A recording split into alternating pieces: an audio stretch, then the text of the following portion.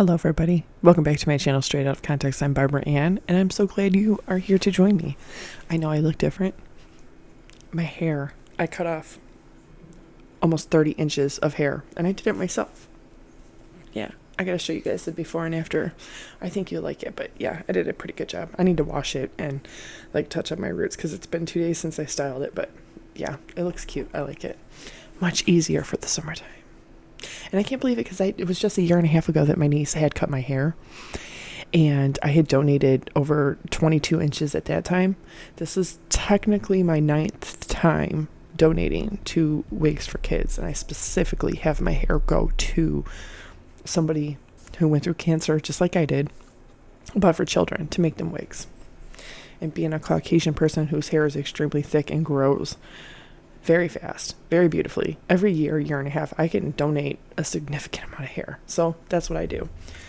And I'm during that phase right now, with the chopping it short, enjoying it for the summertime.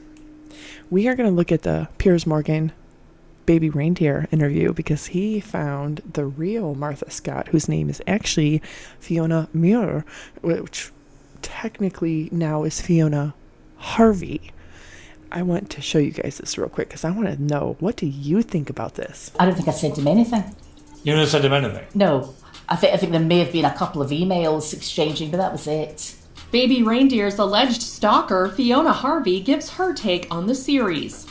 After writer-actor Richard Gadd shared what he calls his true story of being stalked by an older woman on the Netflix series Baby Reindeer, the woman who allegedly inspired the character Martha has come forward to share her truth. In an appearance on Piers Morgan Uncensored, Fiona Harvey denies that she was obsessed with Gadd, saying the only, quote, true facts of the show are that she met him while he was working as a bartender at the Holly Arms in London. He didn't offer me a cup of tea. Why has he got that music playing in the background? That's kind of weird. I was in for a meal with a drink of lemonade. Piers Morgan Uncensored. I'm diabetic, so very hungry. So that's. And did you talk to him? He interrupted the conversation. There was another. Did she really just say, "I'm diabetic, so I'm always hungry"? He commandeered the conversation. And although Baby Reindeer states that Martha, a former lawyer, sent bartender Donnie, played by Gadd, 41,000 emails and 350 voicemails, Harvey calls that completely incorrect when it comes to her experience with the comedian. I don't think I sent him anything. You never sent him anything? No. I think there may have been a couple of emails exchanging, but that was it. Just jokey banter emails. Netflix have said that these details are the real ones. That this is exactly completely incorrect. So you're denying sending anything to him? There may have been a couple of emails. Text messages? No.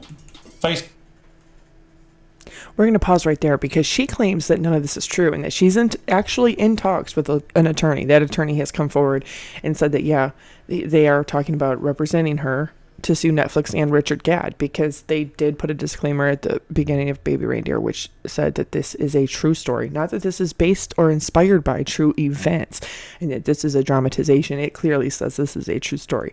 So she has a very strong defamation and libel case if she can prove that, which is very easily verifiable, that she had never went to jail or prison or any kind of charges whatsoever for harassing or stalking of Richard Gadd. And if Richard Gadd is exaggerating and lying in that aspect to actually have content to create a show because he was a failed comedian and a failed writer and a failed producer and a failed actor, if he made all this up because he incorporated the Baby Reindeer story into his stand-up comedies years ago. And then that's when he started seeing people respond to his stand-up.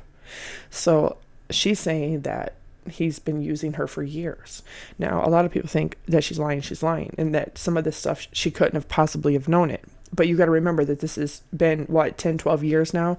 And in the last almost 6 years, there has been articles written about Richard Gadd in Scotland, in England, and even the BBC has done press releases and interviews where they speak about the story and her. So she doesn't have to Google him or stalk him to have read any kind of newspaper or magazine or went online and seen anything about Richard Gadd writing the story, selling it to Netflix, the production of it all, the filming of it all, and then them obviously airing it. So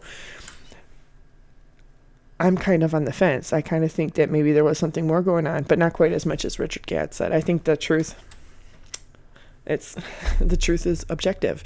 It just is what it is. And this problem here is that there's shades of gray, and these two people, their subjective truth is not aligning, because maybe she's not quite telling it exactly how it is, and maybe he's exaggerating too much.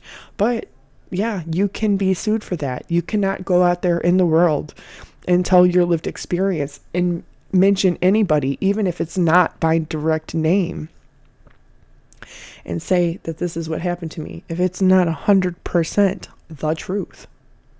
Because if you change one little thing or lie or exaggerate, that is defamation.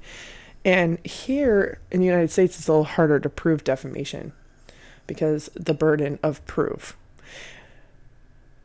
But people win defamation cases all the time. Here in the United States, you have a civil and constitutional right to your good name, your body, your person, your private space, and those things are taken very seriously. People out there slandering your name and trying to ruin your reputation on a very major platform like Netflix, that can have very serious consequences to somebody's life. So it's going to be interesting to see what happens in the future with this case. I really hope that if she sincerely did not go to jail for this, and this is not what actually happened, yeah, she has every right and should. She has an obligation to herself in the world to pursue a civil litigation against Netflix and Richard Gadd. But a lot of people are trying to dissect and microanalyze and micromanage the whole interview here. I'm not going to do that, because there's a lot of things that she says that she could have known or found out in the last 6 years from other people as well. And people say, oh no, she could have done that unless she looked that up. That's not necessarily the truth. You gotta remember, the stalking thing happened over 10 years ago, and that he has been in the works of writing this for almost 6 years now and selling it to Netflix. So this is not some new thing that just suddenly, oh, they filmed it, boom, it's on Netflix, the whole world sees it, the whole world goes crazy, she has to be stalking him to know all this. No, especially if they lived in the same town. You gotta think about that. There's a lot of mutual friends they probably had. They probably read the same exact kind of media sources. So there's a lot of things that she could have known or found out about him. There could be people in her life or around her that are like, hey, yeah, you know that Richard Gadd's like going around telling everybody you're a stalker. He's got this new comedy act where he's alluding to a stalker, and the only person we know of that is in his life or in his sphere is you. So she could have been made aware about the whole entire thing a long time ago. And so I'm kind of on the fence about whether I think she's lying or not. I don't think either are technically lying. I think that one is exaggerating and one is omitting truth. And that neither one of them is obviously going to say the exact truth as it really did happen.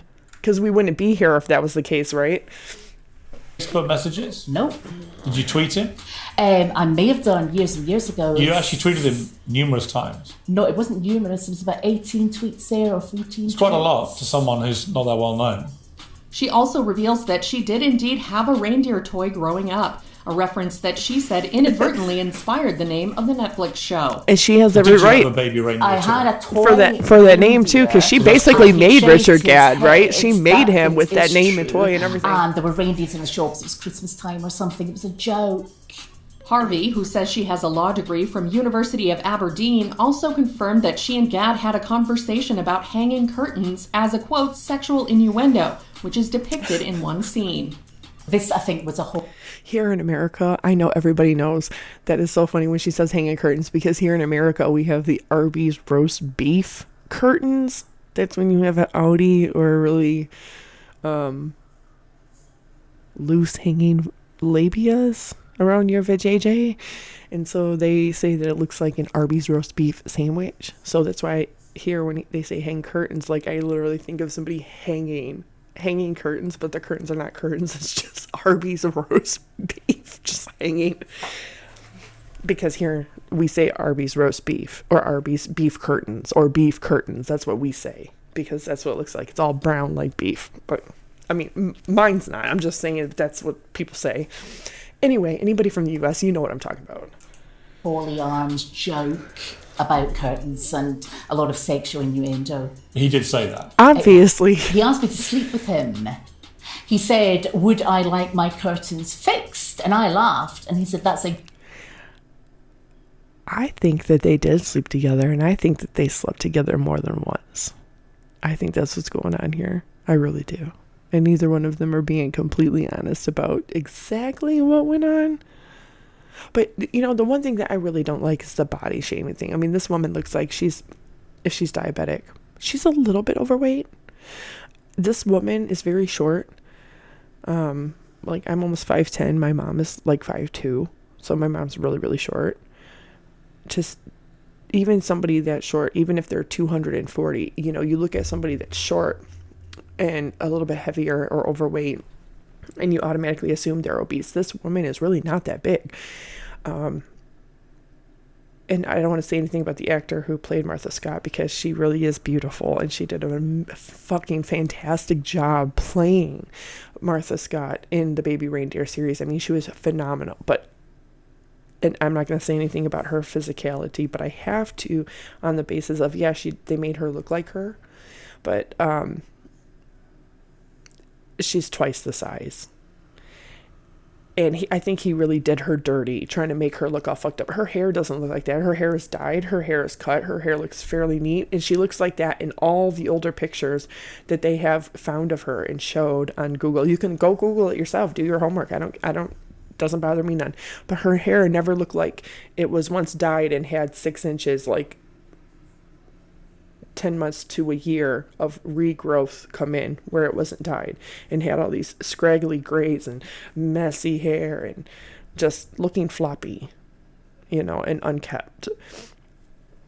She doesn't look like that. Even in all the pictures that they've produced of her, she has never looked like that. I think that they really did her dirty by making that actor really look not just mentally unhinged, but physically, with her hair and her clothes. But they also portrayed this woman here as twice the size of what she really is, which I think is kind of Richard Gadd's way of doing her a disservice and trying to really portray that euphemism. Do you want me to come home with you? And I said, I've got a boyfriend.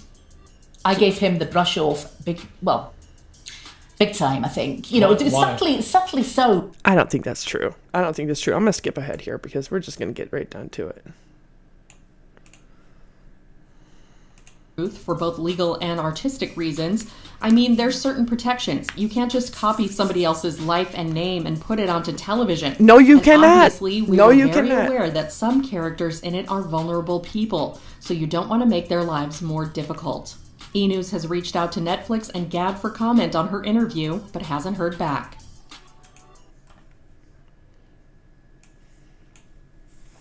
So there you have it, everybody. That's the real Martha Scott. Her name is Fiona Harvey. Birth name Fiona Muir. And I don't know what you think, but I've already expressed what I think. I want to know your thoughts. Comment below, like, subscribe, share. I don't mind.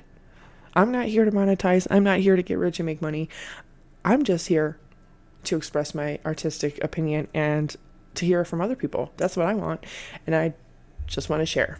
So I love you all. I hope you all have a fantastic day. I have a very busy day today. My son has his spring band concert, which is mandatory. So as soon as he gets home, we got to get ready for that.